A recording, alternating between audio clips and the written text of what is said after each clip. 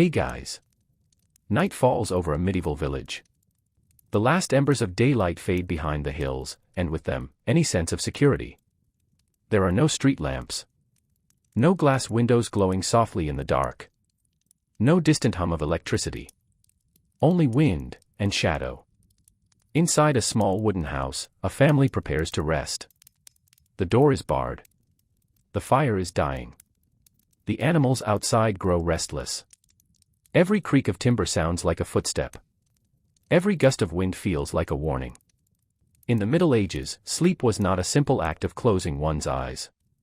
Darkness carried risks that modern life has long forgotten: fire spreading through wooden homes, thieves moving silently between villages, disease lingering in damp air, and the constant fear of something unseen just beyond the door. Even castles, with their thick stone walls, offered little comfort once night swallowed the land. Tonight, we step into that world. A world where falling asleep required courage. And surviving the night was never guaranteed. Night fell differently in the Middle Ages. There were no distant lamps glowing along the horizon. No steady hum of unseen machinery. When the sun lowered itself beyond the fields and forests, darkness gathered without resistance. It arrived fully, spreading across villages, roads, and stone walls alike. In daylight, the world felt measurable. Fields could be seen from edge to edge. Paths were familiar. Faces were recognizable. But when the last light faded, certainty dissolved. The boundaries of the known world shrank to the narrow circle of a torch flame or a dying hearth. For many, sleep was not a comfort. It was a surrender. In a small village surrounded by dense woodland, evening began with routine. Animals were guided into sheds. Doors were barred with wooden beams. Shutters were fastened tightly against the night air. Smoke from cooking fires drifted low across thatched roofs before thinning into the dark. Inside a peasant cottage, space was limited. The floor was packed earth. A single room served for cooking, eating, and resting. In colder seasons, livestock were often brought inside to preserve warmth. Their breathing mingled with that of the family. The scent of hay and animals lingered constantly. The hearth remained the center of life. Its embers glowed long after flames had died down. That faint red light provided reassurance. Without it, the interior became almost indistinguishable from the night outside. Beds were simple structures. Sometimes they were no more than sacks stuffed with straw, laid upon wooden frames. The straw shifted and flattened over time, harboring moisture and insects. Fleas thrived in such bedding. Lice spread easily in cramped quarters. Lying down did not guarantee rest. The mind remained alert to every sound. The creak of timber beams adjusting to cooling air. The scratching of small creatures within the walls. The distant cry of an animal beyond the village boundary. Forests were not empty landscapes. They were vast territories filled with movement. Wolves traveled in packs during harsh winters. Wild boar rooted near fields. Strangers passed through on uncertain errands. No patrols guarded remote paths. No lanterns marked safe passage. When darkness took hold, villagers could not see what moved beyond their fences. This uncertainty shaped the experience of sleep. A mother might lie awake listening for disturbances outside. A farmer might rise twice during the night to check that his animals remained secured. Children learned early to recognize the difference between harmless wind and unfamiliar footsteps. In towns, life was somewhat different, yet no less uneasy. Narrow streets twisted between timbered houses that leaned toward one another. Upper floors sometimes nearly touched overhead, blocking what little moonlight might have reached the ground. Waste was often discarded directly into the street. Rats found abundant shelter. At night, city gates were closed. Guards stood watch, but their vigilance depended upon discipline and morale. A lantern at a corner provided only a small circle of visibility. Beyond that circle, anything could approach unseen. Fires were a constant threat. A single overturned candle in a wooden dwelling could spread destruction rapidly. Entire neighborhoods had been reduced to ash within hours. Those who slept deeply risked never waking at all. For this reason, many households extinguished open flames before retiring. Yet doing so plunged rooms into complete darkness. Families lay in silence, relying on memory to navigate their surroundings if needed. Sleep. It was common to rest for several hours after nightfall, wake for a time, then return to bed before dawn. This pattern allowed people to tend to fires, pray quietly, or reflect in stillness. The interval between rests could stretch long in winter months when nights were extended. During those waking hours, thoughts traveled freely. In the absence of artificial light, imagination held greater influence. Stories of spirits, wandering souls, and unseen forces were not mere entertainment. They shaped understanding of the world. The line between natural and supernatural was not sharply drawn.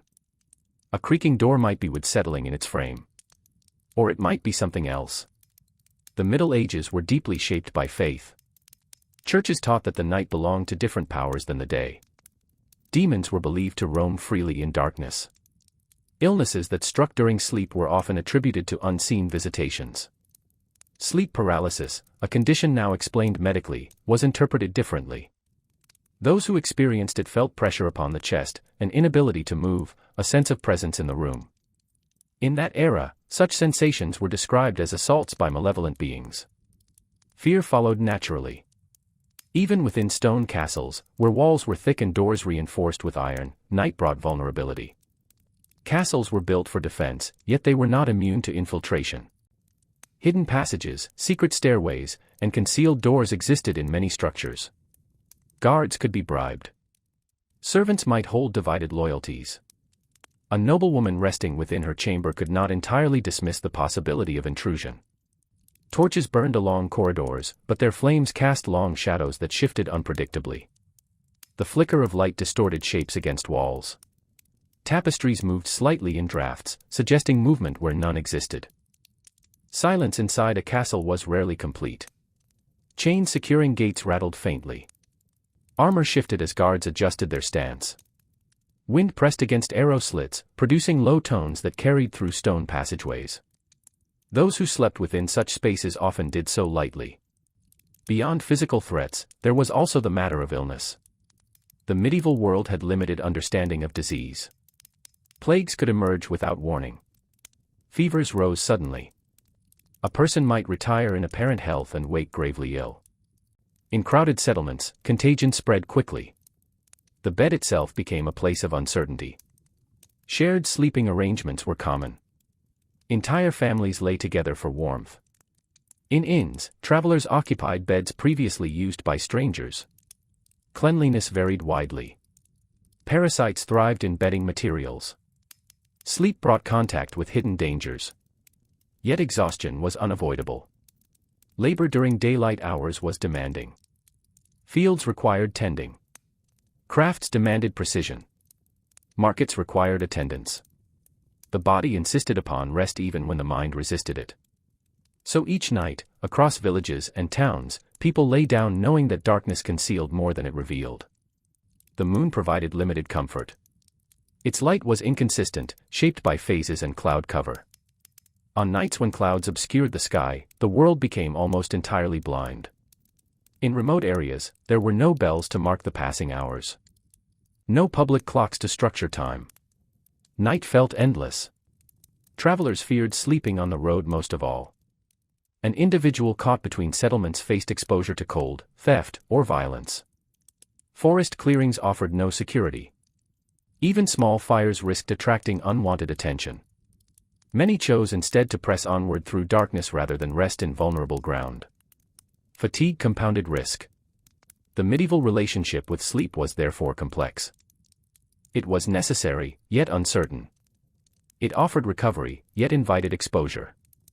It provided dreams, yet opened the door to fears shaped by belief and environment. When morning finally arrived, it did so gradually. First came the faint paling of the eastern sky. Then birds stirred in hedgerows. Roosters called from within enclosed yards. Smoke began to rise from chimneys as fires were rekindled. With daylight returned clarity. Shapes regained definition. Sounds were explained. The world felt solid again. But as evening approached once more, the same cycle began anew. Doors were barred. Shutters fastened. Prayers offered. And across the landscape of medieval Europe, countless individuals lay down each night aware that sleep was not always gentle, nor entirely safe. Beyond the village, cottages and narrow townhouses, monasteries and convents faced the night in their own quiet way. These religious houses were often built of stone, with enclosed courtyards and high outer walls.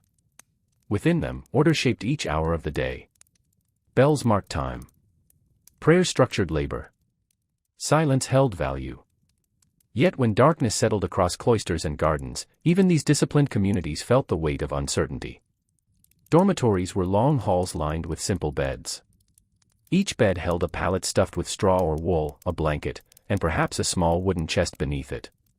Candles were extinguished at a fixed hour. After that moment, movement was discouraged unless necessity required it. The absence of light altered the familiar. A row of sleeping forms became an indistinct line of shadows. The vaulted ceiling disappeared into blackness. The faint glow from a distant lantern at the end of the hall offered little guidance. Monks and nuns rose during the night for prayer. This practice, known as nocturnal vigil, required leaving the warmth of bedding and walking through dim corridors toward the chapel. The stone floors were cold beneath bare feet. Air moved slowly through narrow windows. In those quiet walks, imagination often stirred. The medieval mind did not divide the world strictly between material and unseen realms. Angels and demons were considered present forces. Temptation, protection, and judgment were believed to operate continuously. Darkness was not empty space, it was a domain filled with spiritual possibility. A solitary figure crossing a cloister at midnight could feel watched, even when alone. Outside monastic walls, rural manors and fortified estates faced different concerns. The lord of a manor often slept in a chamber located above the great hall. Below him, servants and retainers rested on benches or pallets near the hearth. The hall itself was vast compared to a peasant dwelling, yet it offered no complete sense of security. Doors were reinforced, but windows remained vulnerable. Small openings designed for ventilation or archery allowed wind to enter freely. On stormy nights, rain struck against shutters with persistent rhythm. Thunder rolled across open land without obstruction. Banditry remained a constant risk. Roads between towns were not always safe. Armed groups could gather quietly and approach an estate under cover of darkness. Even if walls stood strong, outbuildings and storehouses might be set ablaze to draw defenders away. Those entrusted with guarding such properties rarely slept deeply. Watchmen paced along outer perimeters carrying lanterns or torches. Their sight was limited to the range of flame. Beyond that circle stretched fields and woodland where movement could not be easily detected. Fatigue dulled the senses. A watchman who had labored through daylight hours might struggle to maintain alertness. In winter, cold air stiffened fingers and slowed reaction. In summer, insects gathered near torchlight, adding irritation to already strained concentration. Within chambers above, those of rank lay beneath heavy coverings woven of wool or fur. Curtains sometimes surrounded the bed, forming a small enclosed space. These curtains preserved warmth and offered a degree of privacy. Yet enclosed space could also magnify unease. The fabric walls of a curtained bed shifted slightly with airflow. Shadows pressed close. Sounds from the hall below traveled upward through beams and flooring. The mind attempted to interpret each faint disturbance. There was also the matter of trust. Servants tended fires, prepared meals, and guarded valuables. Loyalty was expected, though not guaranteed. Political tension between noble houses occasionally resulted in betrayal. Poison, theft, and covert violence were not unknown. To close one's eyes in such an environment required confidence that those nearby remained faithful. Medical understanding further complicated the experience of rest. Theories of bodily humors shaped beliefs about health. Sleep was thought to balance internal elements. However, excessive sleep was considered harmful, while insufficient rest weakened the constitution. Determining the proper measure required judgment that varied from person to person. Nightmares were interpreted seriously. A troubling dream might be viewed as divine warning or spiritual disturbance. Those who awoke unsettled often carried that anxiety into daylight hours. Without scientific explanation for mental phenomena, dreams retained profound influence. Among common laborers, exhaustion sometimes overpowered fear entirely. Harvest seasons demanded relentless effort. Fields had to be cleared before frost. Grain needed threshing and storage. When bodies were worn beyond comfort, sleep arrived abruptly despite discomfort. Yet even then, rest was fragile. Rain leaking through thatch could dampen bedding. Sudden illness in livestock could require immediate attention. A child's fever might rise unexpectedly. The responsibilities of survival did not pause for night. Urban centers presented their own pattern of disturbance. Craft guilds organized daily production. Markets bustled from morning until dusk. When darkness fell, taverns and inns remained active for a time before gradually quieting. Drunken disputes occasionally erupted. Watch patrols attempted to maintain order. However, municipal enforcement varied in effectiveness. Some cities employed night watchmen who called out the passing hours. Their voices echoed along streets, offering reassurance that someone remained awake. In other towns, silence dominated entirely, leaving residents uncertain of what transpired beyond their doors. Urban fires posed particular danger because buildings were closely spaced.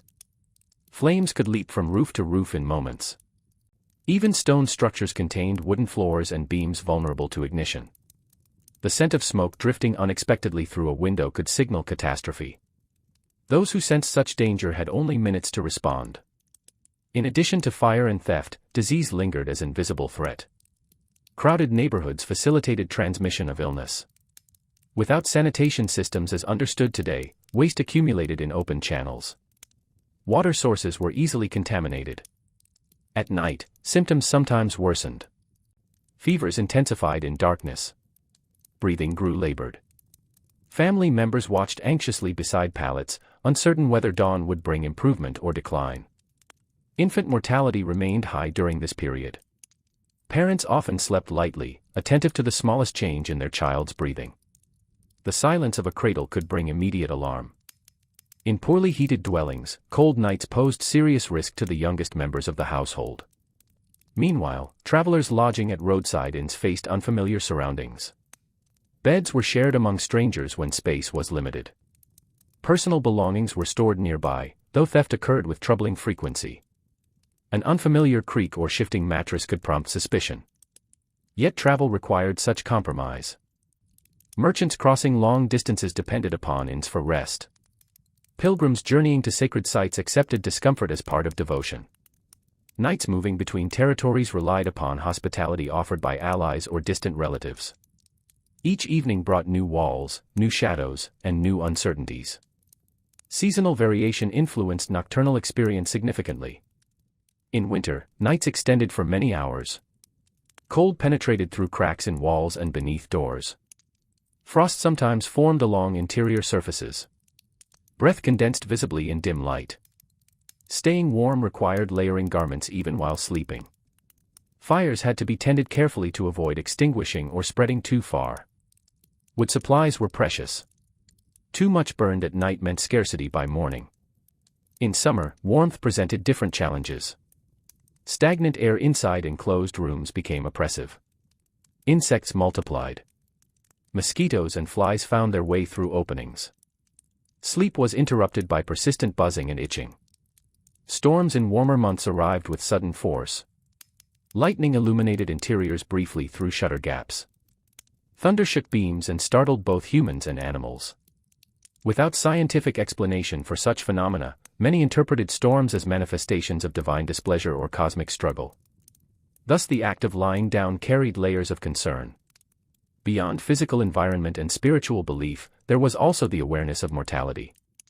Life expectancy was lower than in later centuries. Accidents during labor were common. Childbirth posed grave danger. Minor infections could become fatal without warning. To close one's eyes was to accept vulnerability in a world where survival was never fully secure. And yet, despite all these factors, night also held moments of quiet reflection. Stars were visible with extraordinary clarity when skies were clear. In remote regions, the Milky Way stretched brightly across darkness. For those who stepped briefly outside before retiring, the vastness overhead inspired contemplation. The same darkness that concealed danger also revealed the heavens. People learned to live within this balance. They adjusted bedding materials when possible. They maintained routines of prayer or contemplation. They formed communities that relied upon shared vigilance. They developed customs intended to reduce risk. Still, fear never vanished entirely. It existed not as constant panic, but as steady awareness. A recognition that the hours of sleep removed control, even if only temporarily. As the night advanced and candles burned low, breathing slowed across cottages, halls, and cloisters. Bodies rested while minds drifted between dream and wakefulness. Outside, winds moved across open land. Forest branches shifted. Distant animals called to one another in tones unfamiliar to human ears. Within stone chambers and timbered rooms, medieval sleepers lay beneath heavy coverings, aware that the boundary between safety and uncertainty remained thin. And through each passing season, the cycle endured, shaping a relationship with darkness that modern comfort has largely forgotten. Far from villages and walled towns, along open coasts and wide rivers, another kind of night unfolded.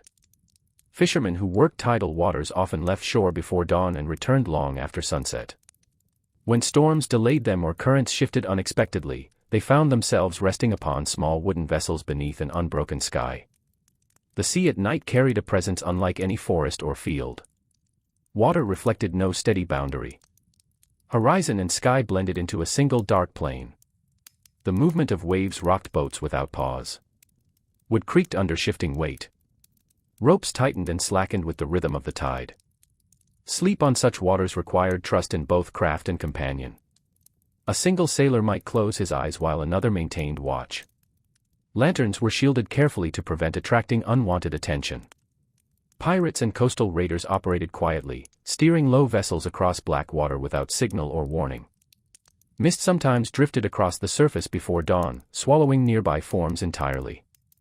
A sleeping man could awaken to find familiar landmarks gone, replaced by silence and obscured direction. In harbors, ships were secured to docks with thick lines. Even there, rest was not assured. Cargo held value. Barrels of grain, cloth, or wine tempted thieves. Harbor guards patrolled unevenly. Taverns near the waterfront filled with sailors who sought warmth and distraction, leaving their vessels vulnerable. When they eventually returned to their bunks below deck, air was thick with tar, damp wood, and salt. Hammocks swayed slightly even while moored. The hull amplified the sound of lapping water, creating a constant low echo.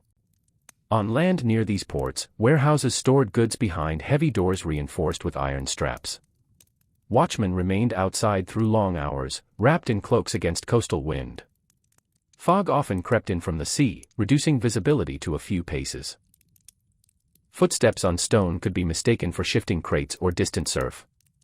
Along major rivers that cut through kingdoms, bargemen and ferrymen navigated trade routes connecting inland settlements to larger markets. Their vessels were broader and slower than sea craft. They tied up along banks overnight, sometimes near wooded areas, sometimes near isolated farms. The riverbank at night offered few assurances. Water carried sound in unusual ways. A splash could signal fish or intrusion. Reeds rustled in currents, producing faint whispers. Those resting within small cabins built on deck remained alert to subtle disturbances. Farther inland, mountain communities experienced darkness differently. Villages nestled between steep slopes lost sunlight early in the day. Shadows lengthened quickly as peaks blocked remaining rays.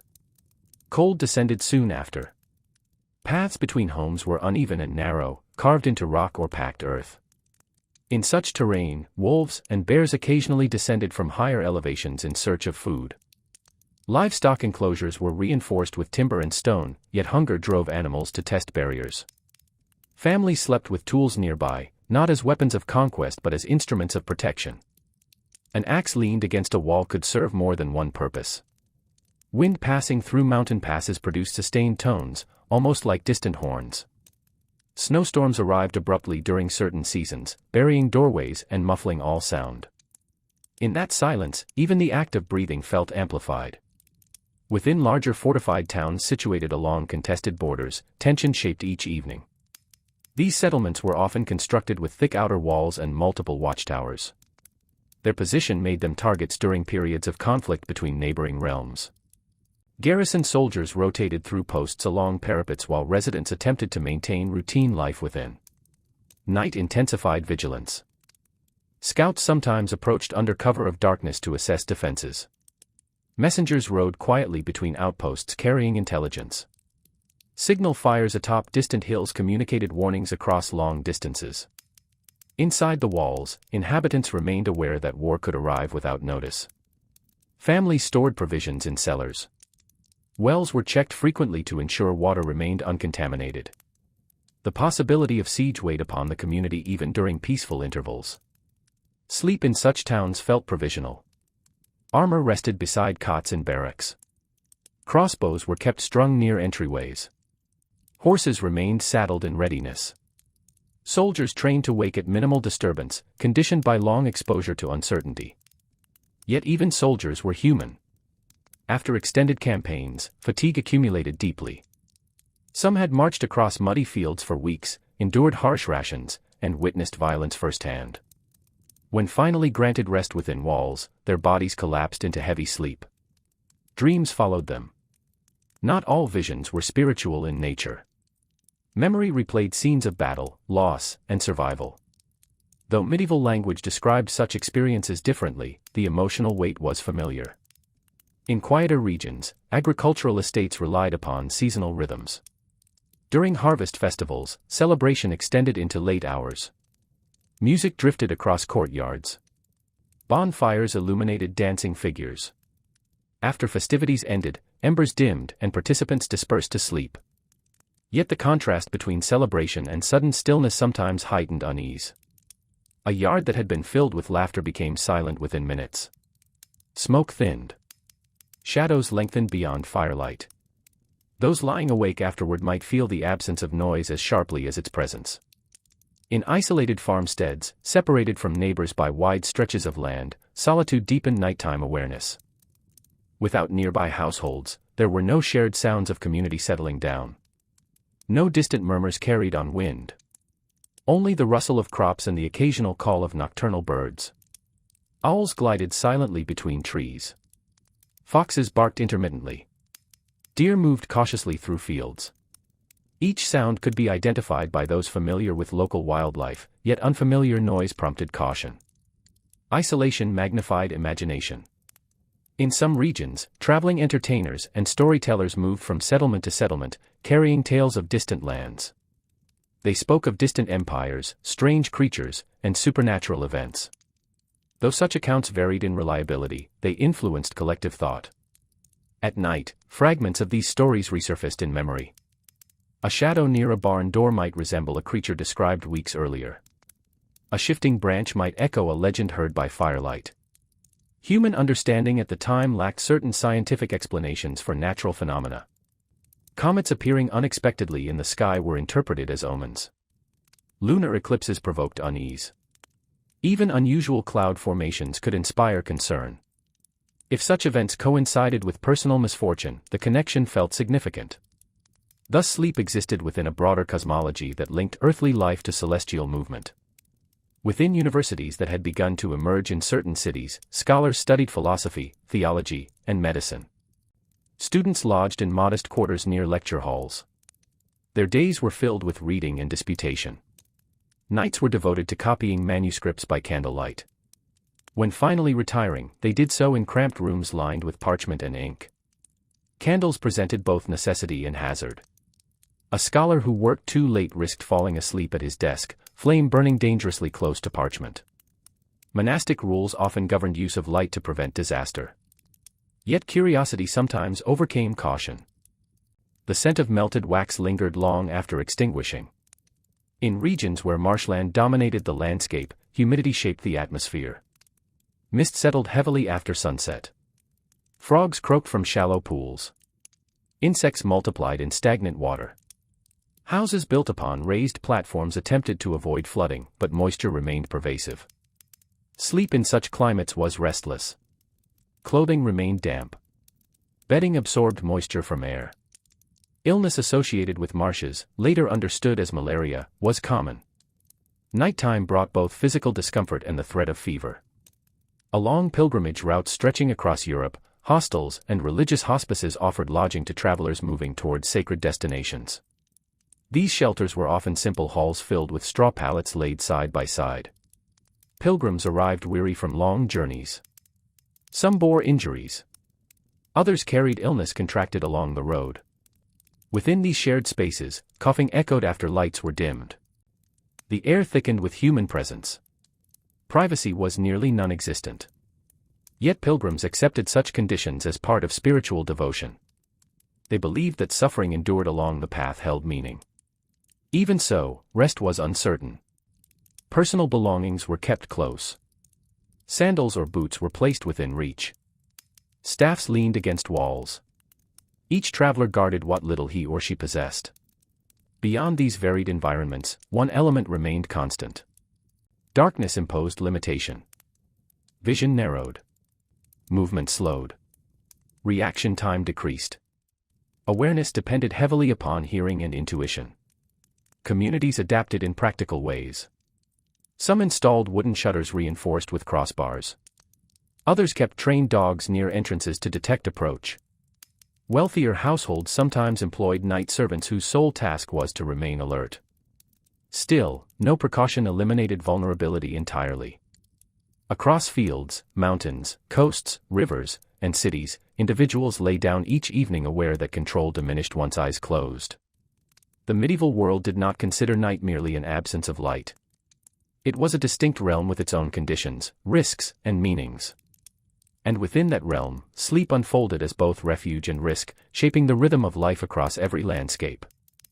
Beyond coasts, mountains, and fortified towns, vast stretches of countryside were marked by open fields divided into long strips. These lands were worked under systems that required cooperation between families who shared plows, tools, and grazing space. During daylight hours, neighbors remained visible across the furrows. At night, however, those same fields turned into wide expanses of obscurity. No fences marked clear boundaries in many regions. A person stepping outside after dark could easily lose direction among identical rows.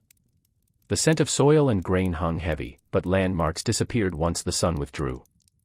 Those who tended crops often worried about theft under cover of darkness. Harvested sheaves left stacked in the open invited quiet removal. A missing bundle might go unnoticed until morning. Because survival depended upon yield, even small losses carried weight. Men sometimes took turns sleeping lightly near storage barns during crucial seasons. They wrapped themselves in cloaks against dew and listened for approaching steps. The night air grew cold quickly after sunset, settling into the hollows of the land. Across these agricultural plains, manor courts governed disputes and enforced obligations. When tensions rose between tenants and lords, resentment lingered long after hearings ended. Night amplified such unease. A farmer who feared punishment for unpaid dues might lie awake imagining consequences. A steward concerned about unrest among laborers might remain alert to the possibility of retaliation. Political strain filtered down into private chambers. In regions under shifting rule, allegiance could change swiftly. Borderlands between kingdoms were particularly unstable. One season a banner of one realm flew above a town, another season it was replaced by that of a rival. When armies passed through, they often requisitioned supplies. Livestock vanished. Granaries emptied. Even after soldiers departed, anxiety persisted. Residents never knew whether another force might arrive before winter. In such districts, sleep carried a persistent edge of apprehension. Monasteries located along these contested routes faced unique challenges. Though religious houses were respected in principle, they were not immune to plunder. Valuable manuscripts, metalwork, and stored provisions attracted attention. Monks developed strategies to protect sacred objects. Hidden compartments were constructed within walls. Precious items were moved quietly when rumors of invasion circulated. Even cloistered life could not escape the reach of uncertainty. Meanwhile, in emerging market cities, a new class of merchants and artisans gained influence. Wealth accumulated in counting houses and workshops. Homes of successful traders displayed carved facades and glazed windows, modest but distinct from simpler dwellings. Prosperity, however, brought its own concerns. Silver coins stored in chests tempted burglars. Documents representing trade agreements required safeguarding. Merchants often slept in rooms directly above their shops, preferring proximity to goods over comfort elsewhere. Locks improved gradually during this era, yet many mechanisms remained vulnerable to force. A determined intruder could break hinges or pry shutters loose. Urban neighborhoods organized informal watch systems, but reliability varied depending on leadership and trust. Elsewhere, along pilgrimage roads, small chapels dotted the landscape. Some were built near crossroads believed to hold spiritual significance. Travelers occasionally chose to rest within these stone structures rather than risk sleeping outdoors. Inside, floors were hard and cold. Drafts entered through narrow windows. Candle stubs left behind by earlier visitors offered minimal light. Sacred imagery painted upon walls seemed to shift in flickering glow. Figures of saints and martyrs appeared almost animated in partial illumination. For some, this environment provided comfort. For others, it stirred unease. In remote forests, charcoal burners established temporary camps to produce fuel for towns and smithies. Their work required stacking timber carefully, covering it with earth, and controlling slow combustion over several days. These camps were often isolated, deep among trees. At night, embers beneath mounds glowed faintly. Smoke drifted through branches. The workers slept nearby to monitor the process. Because fire had to be managed precisely, they rose frequently to adjust vents. The forest after dark was filled with layered sound. Leaves shifted high above. Branches snapped under unseen weight. Small creatures scurried across fallen logs. Occasionally, a distant howl cut through stillness. Charcoal burners lived with this soundscape continuously, yet familiarity did not eliminate vigilance. In certain regions, traveling craftsmen moved from village to village offering specialized skills such as stone carving or metal repair. Without permanent residence, they relied on hospitality or makeshift shelter. When granted space in a barn or shed, they slept amid tools and materials. Hammers and chisels lay within reach. Though welcomed for their trade, strangers always carried a measure of suspicion.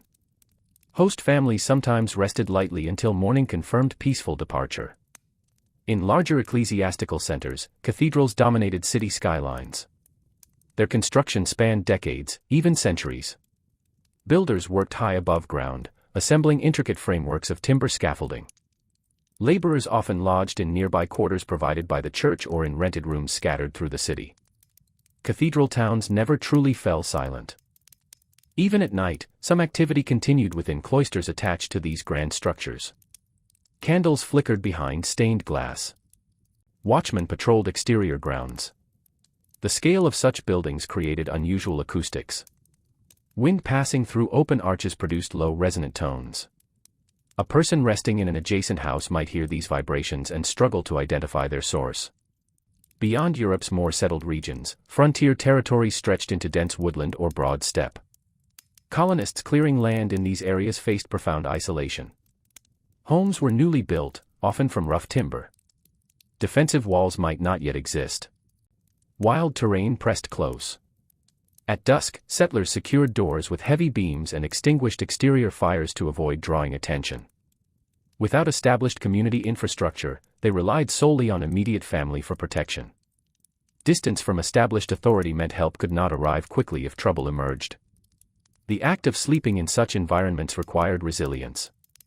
Weather added further complexity. During prolonged rain, roofs leaked. Mud surrounded dwellings, making movement difficult. Dampness crept into clothing and bedding. Prolonged moisture contributed to illness, particularly respiratory conditions that worsened during nighttime hours. During drought, fear shifted toward fire once again. Dry thatch ignited easily. A stray spark from a hearth might spread rapidly through brittle grass. Communities remained attentive to these seasonal shifts, aware that conditions altered risk. In certain regions influenced by maritime trade, towns included foreign merchants who practiced different customs and spoke unfamiliar languages. Cultural differences sometimes fostered misunderstanding.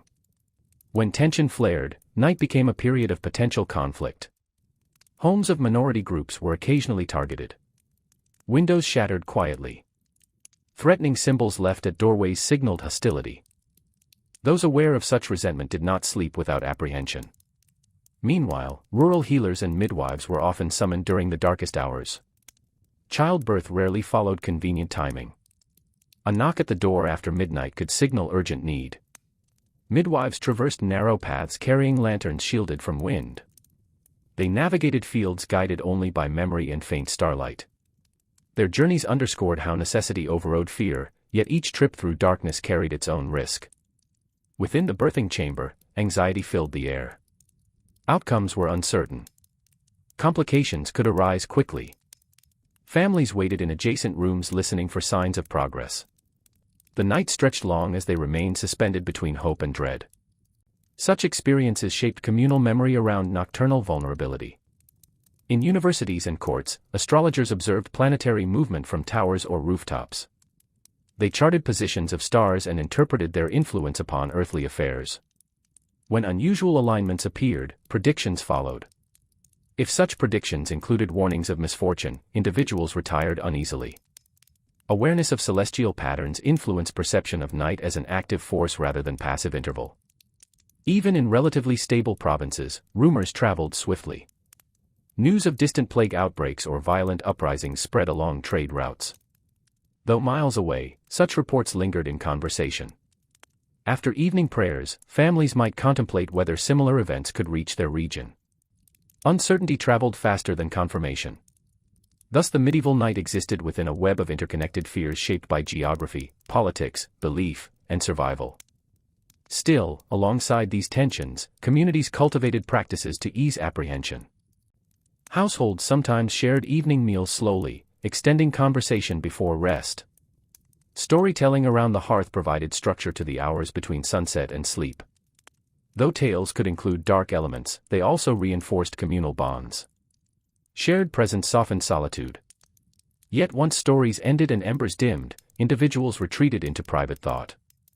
Darkness settled not only upon land but within the mind. As candles burned down and oil lamps were extinguished one by one, medieval sleepers lay surrounded by worlds they could not see but always sensed. And with each passing hour until dawn, the balance between rest and risk remained delicately held in quiet tension. In regions shaped by vast open moorland, night possessed a different character altogether. Low shrubs stretched across uneven ground, broken only by scattered stone outcroppings and shallow pools. Villages were sparse, and distances between dwellings considerable. Once twilight faded, the land seemed to dissolve into a single dark expanse. Travel across such terrain was difficult even under daylight. Paths wound irregularly around bogs and ridges. At night, these routes were nearly impossible to follow without intimate familiarity. A misstep could lead into water concealed by reeds or into soft earth that yielded under weight. Shepherds who tended flocks across moorland often remained far from home until late hours. When weather shifted unexpectedly, they sought temporary shelter in small huts constructed of stacked stone. These crude structures provided minimal protection from wind and damp. Inside, a shepherd might lie upon coarse wool, staff beside him, listening to the movement of sheep outside. The animal's restless shifting carried meaning. Sudden agitation could indicate the approach of a predator. Silence might suggest that something had already frightened them into stillness. Wind across the moor produced a continuous low tone that filled the air like distant breath.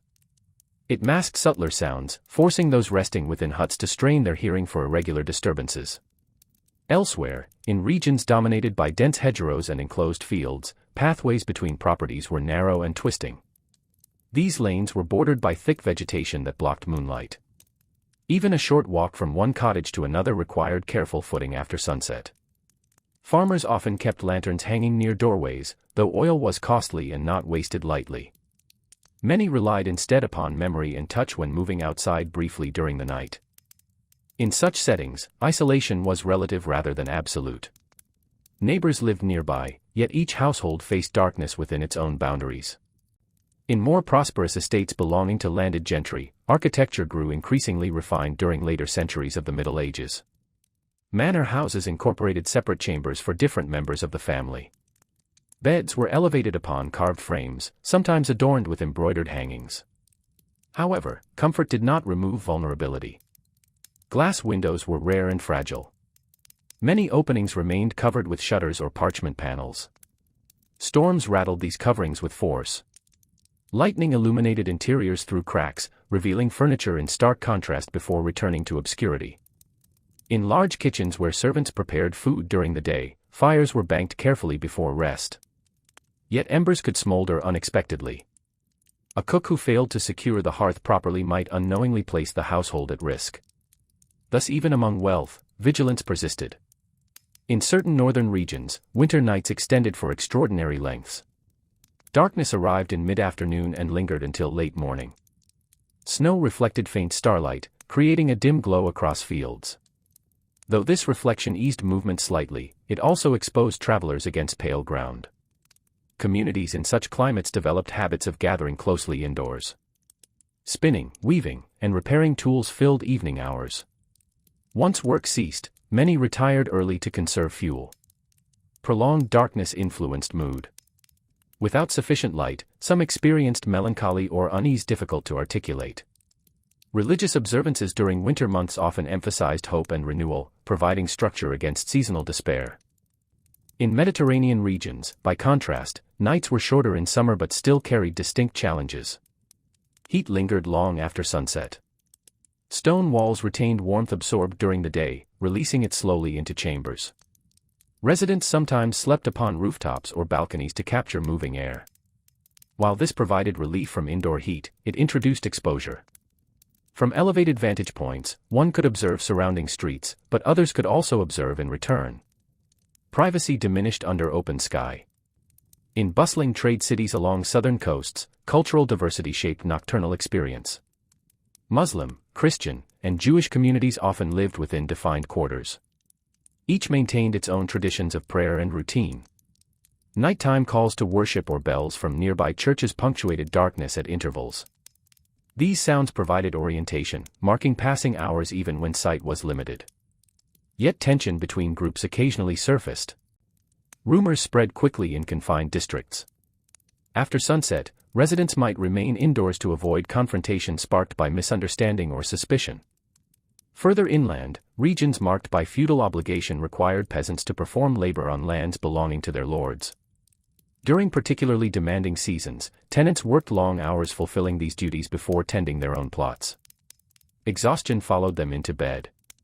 Still, debt and obligation weighed heavily upon thought. Failure to meet quotas could result in fines or punishment. A farmer lying awake might calculate remaining tasks in his mind, aware that dawn would bring renewed demand. In fortified monasteries built along pilgrimage routes, guest houses accommodated travelers of varying backgrounds. These structures were separate from cloistered areas yet remained within protective walls. Guest rooms were often communal, containing rows of simple beds. A fire might burn in a central hearth, but its light faded as night deepened. Pilgrims carried stories of distant lands, some filled with wonder, others with hardship. Though no one spoke after retiring, memories of these accounts lingered in collective consciousness. Unknown regions described earlier in the day seemed closer when eyes closed. In territories influenced by frequent flooding, river valleys transformed dramatically during heavy rain. Homes built upon raised mounds attempted to withstand rising water. During flood season, residents monitored river levels carefully. At night, the sound of rushing current intensified. Debris carried downstream struck bridge supports with dull impact. Those living near banks sometimes lay awake listening for changes in flow that signaled danger. If water breached levees, response time was limited. Elsewhere, in lands where mining had begun to expand, laborers descended underground during daylight to extract ore. These tunnels extended deep into earth, supported by timber beams that creaked under strain. Miners who emerged at dusk carried fatigue compounded by darkness endured below ground. Their sense of time sometimes blurred after hours without natural light. When they returned home and lay in bed, sleep did not always come easily. The memory of confined passages and low ceilings persisted in the mind. Some experienced lingering sensations of enclosure even in open rooms. In noble courts engaged in political maneuvering, intrigue often unfolded behind closed doors. Letters were drafted secretly. Alliances formed discreetly. Rival factions competed for influence. Members of court understood that power shifted subtly. A misplaced word or misunderstood gesture could alter standing significantly. Thus rest was often interrupted by strategic thought. Those ambitious for advancement reviewed conversations in memory. Those wary of rivals considered possible plots against them. Night offered quiet for reflection, yet reflection sometimes prevented repose. Beyond Europe's western regions, travelers moving eastward encountered vast steppe landscapes inhabited by nomadic groups. These communities lived in portable dwellings constructed from felt and wood. Within such tents, families gathered around central hearths. Smoke escaped through openings above. After extinguishing flames, only faint glow from embers remained. Steppe nights were expansive. The sky appeared immense, unbroken by structures. Stars seemed closer than on forested land. Wind swept across grasslands with unobstructed force. Nomadic life required constant readiness. Herds of horses and livestock grazed nearby. Raiding parties from rival groups were not unknown. Members of the community took turns keeping watch, scanning the horizon for movement. Rest occurred within cycles of vigilance. Across varied regions and social ranks, one element united medieval sleepers. They existed within a world where artificial illumination was scarce and unpredictable. Light depended upon flame. Flame depended upon fuel. Fuel required labor and resources. Without sustained light, human perception narrowed to what immediate senses provided. In that narrowing, uncertainty expanded. Yet within this uncertainty, individuals cultivated resilience shaped by routine and belief. They learned to interpret subtle cues. They recognized seasonal patterns. They developed trust networks within communities. Still, every night required acceptance of vulnerability. The medieval relationship with sleep was neither wholly fearful nor entirely peaceful. It existed within the complex fabric of daily life, influenced by landscape, occupation, climate, and faith. As darkness settled once more over moor, valley, port, and palace, countless figures reclined upon straw, wool, or feathered mattresses.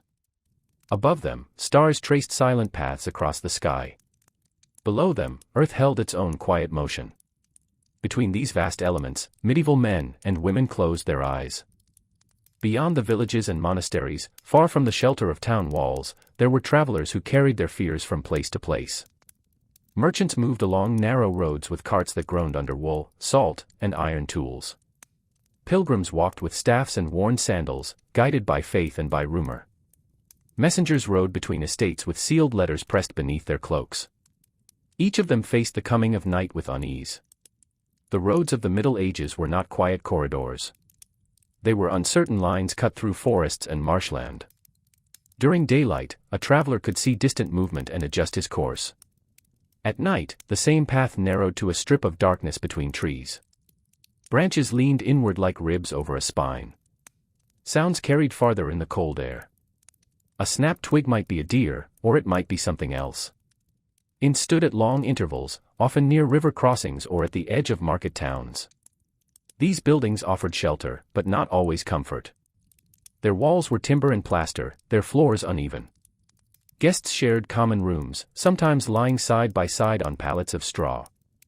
The scent of damp clothing and horse sweat filled the air. A single candle might burn near the hearth until it guttered out. Sleep in such a place required trust in strangers. A merchant might rest beside another whose past was unknown. A pilgrim might lie near a soldier returning from service. Coins were kept in small leather purses tied close to the body. Knives remained within reach. Even in slumber, one hand might rest upon a bundle of goods. The innkeeper bore responsibility for order, yet authority had limits. If quarrels began after dark, there was little to restrain them beyond persuasion and custom. Many travelers kept one eye open in unfamiliar rooms. Dreams were light and easily broken. For those unable to reach an inn before nightfall, the forest became a shelter of last resort.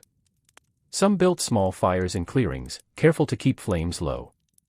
Others sought hollow spaces beneath trees or beside rocky outcrops. Horses were tethered close, their breathing steady in the dark. The forest at night was a world apart.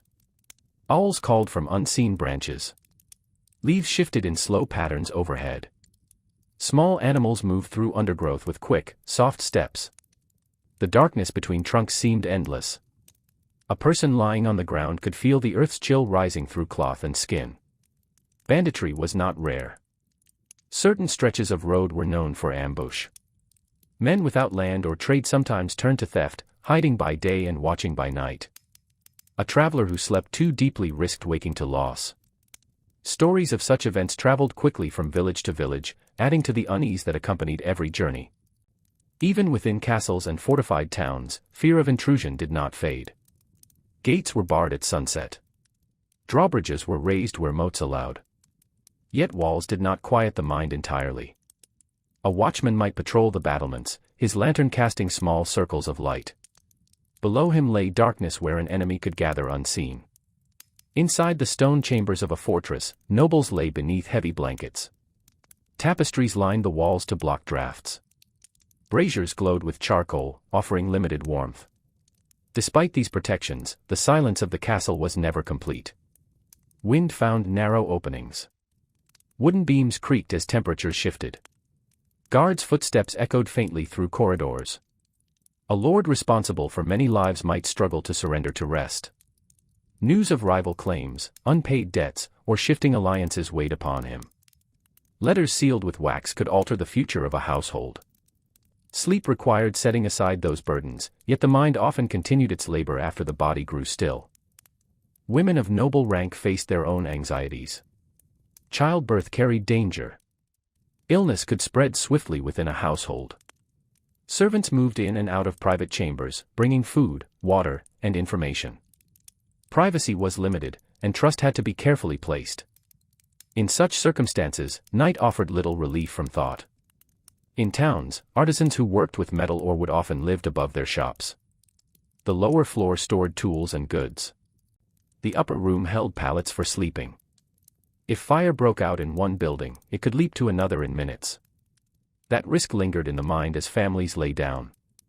Cities built of timber were especially vulnerable. A single overturned candle might ignite beams dried by summer heat. Watchmen patrolled with rattles or horns, calling out the hours. Their presence reassured some, but the sound of their voices also reminded listeners of what might happen. The cold seasons deepened discomfort. During winter, nights stretched long. Frost formed along window shutters. Water left in bowls froze by morning. Blankets grew heavy with moisture. Those without sufficient fuel for the hearth faced numb fingers and stiff limbs upon waking. Peasants in rural cottages contended with drafts that crept through thatch and wattle. Smoke from the central fire sometimes lingered indoors when wind failed to draw it upward. Eyes stung. Throats grew dry. Infants coughed in their sleep. Parents lay awake listening for signs of sickness. Disease added another layer of fear. Illnesses that seemed simple in later centuries could prove fatal in earlier times. Fever could rise without warning.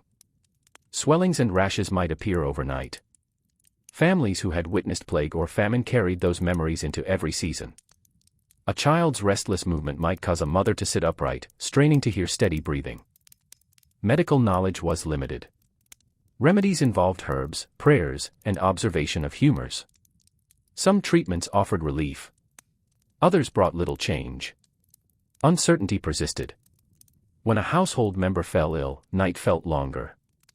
The hours between dusk and dawn became a vigil. Monastic infirmaries also knew such quiet watches. Monks tending to the sick moved softly between pallets. Oil lamps flickered.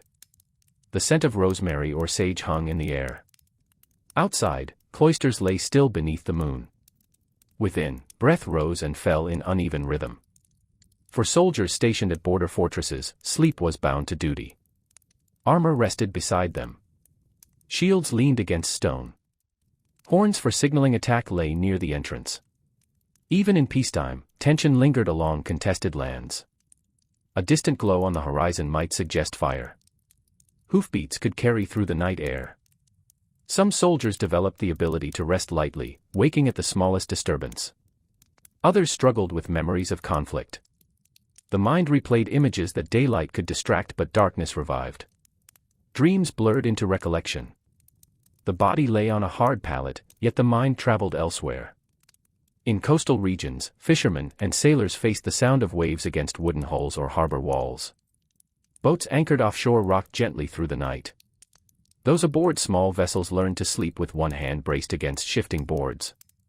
Storms could rise without warning.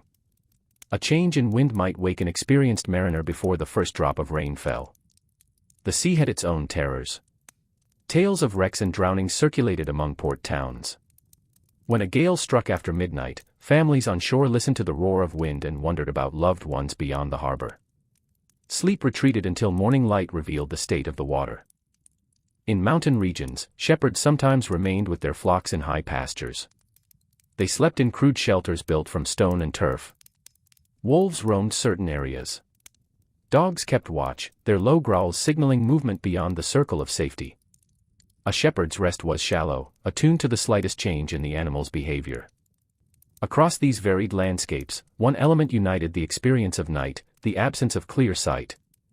Without artificial illumination beyond fire and candle, darkness was complete. Shapes merged. Boundaries dissolved. The familiar turned uncertain. Yet it was not only external threats that troubled sleep. The medieval worldview included a strong awareness of unseen forces. Many believed that spirits moved through the hours before dawn. Superstition shaped perception. A dream could be interpreted as warning or omen. A nightmare might be taken as a sign of divine displeasure. Religious instruction offered comfort but also accountability. Sermons spoke of judgment and salvation. Conscience examined the day's actions when the body grew still. A person might lie awake reviewing words spoken in anger or duties left undone. Repentance could ease the mind, yet the process of reflection kept sleep at a distance. The rhythm of segmented rest influenced how people understood night. Some accepted waking after midnight as natural. They might rise, tend to a small task, pray quietly, or simply sit near the embers of the hearth. This interval, known in later writings as the watch, carried its own mood. It was neither full darkness nor approaching dawn. It existed between. During this watch, imagination could wander. In the quiet, distant sounds seemed magnified. The creak of wood might suggest movement beyond the door. A dog's bark might echo through empty streets. Without other distractions, the mind traced possibilities. Even the wealthiest households were not free from vulnerability. Curtains around beds provided modest privacy but little protection. Servants moved through corridors at early hours. Messages arrived at unexpected times. Political alliances shifted with seasons. Sleep required trust in structures that could change. In regions marked by frequent warfare, villages could be abandoned overnight. Families who had fled before carried the memory of hurried departures. That memory settled into future nights. A sudden noise might prompt preparation for flight. The terror of sleep in the Middle Ages did not always appear as panic. It often took the form of quiet vigilance. People learned to rest while remaining aware. They developed habits shaped by necessity. Doors were barred carefully. Tools were placed in familiar positions. Prayers were spoken before closing the eyes. Children grew accustomed to shadows cast by firelight. They learned the sounds of their homes. They recognized the difference between wind and footsteps. This knowledge eased some fears, yet complete certainty remained out of reach. Morning, when it came, brought relief. Light revealed the shape of fields and rooftops. Birds began their calls. Smoke rose from chimneys. Those who had slept poorly resumed their labor nonetheless. Fatigue was common, but life required movement. Over time, individuals accepted that night would never be entirely safe. It was a realm apart, governed by its own rules. Within it, one lay down not with full assurance but with measured hope. The bed, whether made of straw or feather mattress, became a place of surrender. The body loosened its hold on the day's work. The mind drifted through memory and uncertainty. Outside, the world continued in muted tones. In that world, unseen movements persisted. A guard paced along stone walls. A monk whispered a prayer. A merchant shifted beneath a coarse blanket. A shepherd listened to the breath of sheep. Each carried private thoughts into the dark. Sleep arrived gradually, like mist settling over a field. It did not erase fear, but it softened its edges. Even in centuries marked by hardship and danger, the human need for rest endured. And so night after night, across castles, cottages, forests, and ships, people closed their eyes beneath a sky without street lamps or glass panes bright with distant cities. They entrusted themselves to fragile walls and uncertain silence. They entered a state from which they might wake changed, or not wake at all. In that surrender lay the quiet truth of their world. In crowded quarters of growing cities, another kind of unease shaped the hours of rest. Streets were narrow, often no wider than the span of two carts. Upper stories leaned toward one another until only a strip of sky remained visible overhead. Waste from households sometimes flowed along shallow gutters. The scent of refuse lingered long after sunset. Within such districts, sleep came amid closeness. Entire families occupied single rooms. Apprentices lay beside masters. Journeymen rented space where they could find it. Breathing and turning bodies filled the darkness with small movements. Privacy was rare.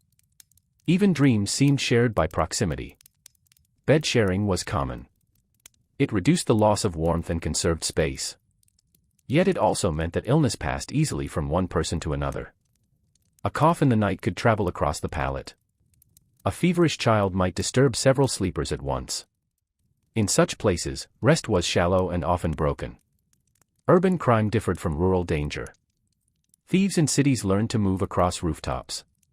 They slipped through shuttered windows or cut purses in markets. At night they sought unguarded doors or careless residents. Watchmen patrolled, carrying staffs and lanterns. Their footsteps marked the passing hours, but they could not stand at every corner. Some households owned dogs trained to bark at unfamiliar scents. Others relied on neighbors to notice disturbances. In tightly packed lanes, a single shout could awaken many. Yet fear of false alarm sometimes kept people silent. The line between caution and suspicion remained thin.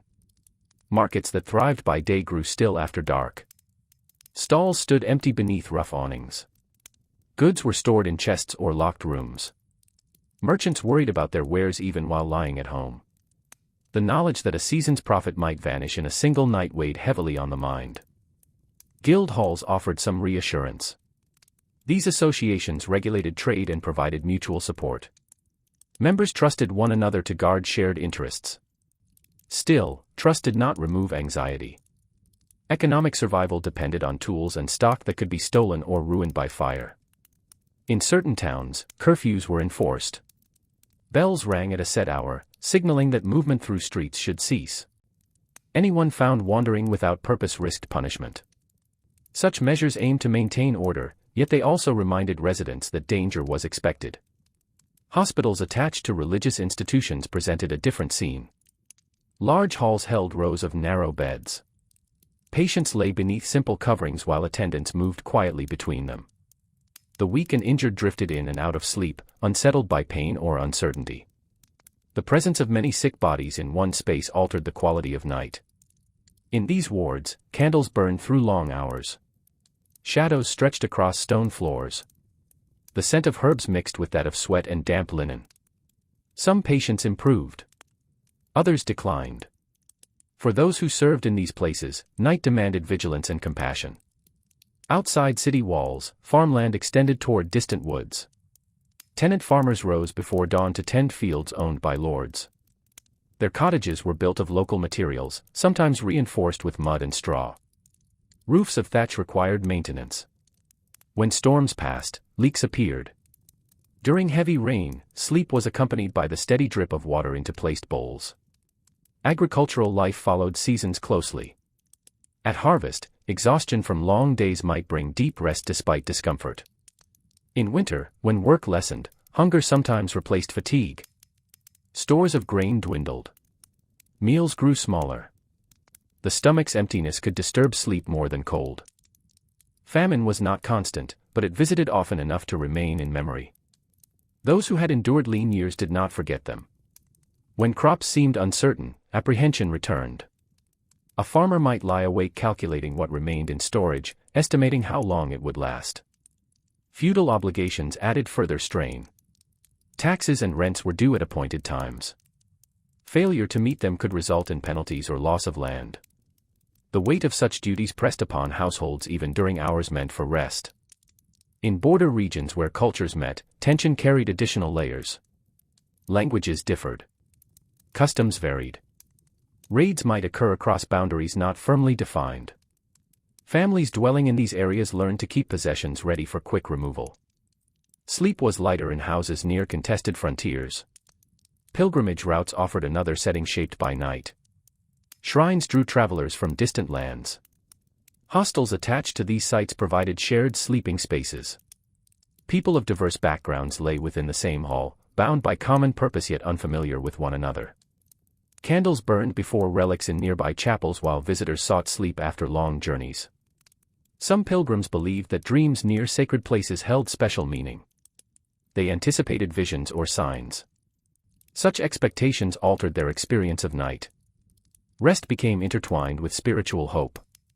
Elsewhere, universities began to rise in certain cities. Students gathered from various regions to study theology, law, and medicine. Their lodgings were modest. Young men shared chambers cluttered with manuscripts and writing tools. Oil lamps allowed reading after sunset, extending wakefulness beyond natural light. Late study brought both opportunity and strain. Eyes grew tired.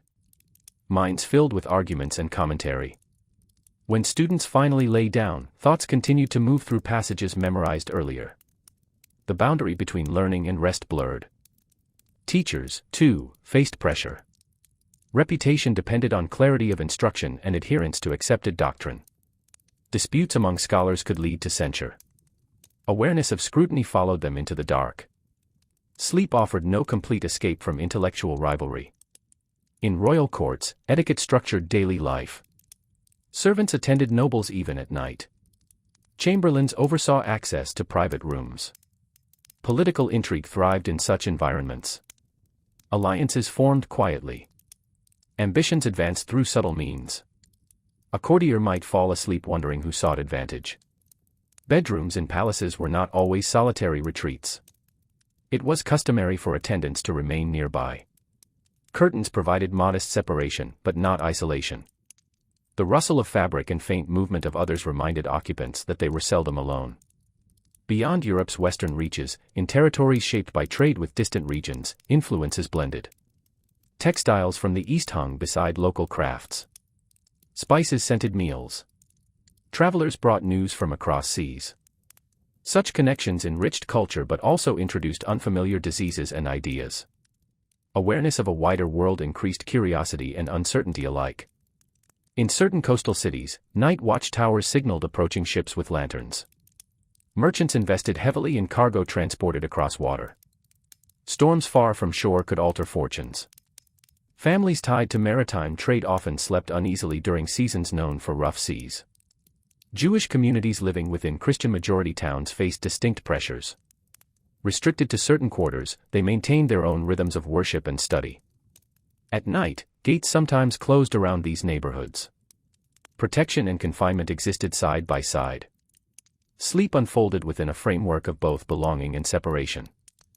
Minority groups frequently endured suspicion. Accusations could arise without warning. The knowledge that reputation might shift abruptly influenced the calm of night. Parents guarded children carefully. Elders offered guidance shaped by long experience. Craftsmen who worked with hazardous materials encountered different concerns. Tanners handled chemicals with strong odors. Miners descended into shafts where air was thin and unstable. Their bodies carried the strain of labor into sleep. A miner's rest might be troubled by recollection of collapsing tunnels or trapped companions. In regions where mining thrived, entire communities depended on what lay beneath the earth. The success of a season determined prosperity. Rumors of depleted veins caused worry. Those who had witnessed accidents knew that survival during the day did not guarantee safety tomorrow. Even leisure carried risk. Festivals often extended late into the evening. Dancing and feasting relieved monotony but sometimes led to conflict. Alcohol loosened restraint. When celebrations ended, streets returned to quiet, yet tension from earlier disputes could linger. Participants went to bed uncertain of how morning would unfold. Legal systems operated differently from later standards. Justice could be swift or uneven. Accusations of wrongdoing sometimes resulted in public punishment. Awareness of such consequences influenced behavior and thought. A person accused unjustly might lie awake fearing outcomes beyond control. Within this varied landscape, night retained a steady presence. It marked the boundary between action and pause, yet it did not eliminate responsibility. Instead, it altered the form of vigilance required. The medieval home, whether humble or grand, was rarely insulated from external forces. Weather, politics, economy, faith, and custom all intersected within its walls. When individuals prepared for rest, they carried these influences with them. The bed itself differed across classes. Some slept upon wooden frames with woven ropes supporting mattresses stuffed with feathers. Others lay directly on straw refreshed when possible. In both cases, comfort was relative. Bedding might harbor insects. Fleas and lice were common companions. Their bites disturbed sleep repeatedly. Personal hygiene varied according to access to water and fuel for heating it. Bathing was less frequent than in later centuries. Bodies carried the marks of daily labor. At night, the scent of sweat and earth mingled with smoke from hearth fires. Candles were costly for many households. Some extinguished them early to conserve wax. Others relied on embers glowing faintly in the hearth. Darkness deepened once flames disappeared. The shift from light to shadow was gradual but decisive. Timekeeping during night hours was imprecise. Without mechanical clocks in most homes, people measured duration by experience. The cock's crow signaled approaching dawn. The fading of stars hinted at morning. Until then, the world remained suspended. Fear of witchcraft surfaced in certain regions, especially during periods of social strain. Strange events might be attributed to hidden malice. Such beliefs shaped perception of ordinary occurrences. An unexplained noise could take on greater meaning. While not every community shared the same intensity of suspicion, the possibility influenced thought. Yet alongside fear existed resilience. People adapted to conditions they could not change. They developed routines that provided modest assurance. Tools were arranged in consistent places. Doors were secured in habitual patterns. Prayers or charms were spoken in steady rhythm. In some areas, communal sleeping spaces fostered a sense of shared endurance. Knowing that others lay nearby offered comfort. Even if threats remained, they would be faced together. The medieval night was not solely a realm of dread. It also contained moments of quiet beauty. Moonlight illuminated fields. Snow reflected pale light across rooftops. Stars appeared bright in unpolluted skies. For those who rose briefly during segmented sleep, such sights offered calm reflection. Still, the underlying uncertainty never fully disappeared. The absence of modern security left much to chance. Every individual, regardless of station, entrusted the fragile boundary between wakefulness and oblivion to structures that could fail. Thus, as centuries unfolded, people continued to meet the night with a blend of caution and necessity. They lay down aware of their surroundings yet unable to control all that might occur. The terrors were often subtle, woven into routine rather than displayed in sudden shock. In cities, villages, courts, and camps, the act of sleeping remained both ordinary and profound. It required surrender in a world where control was limited. Each closing of the eyes acknowledged that safety was never complete. And so the hours passed, measured by breath and distant sound, until faint light began once more to outline the horizon.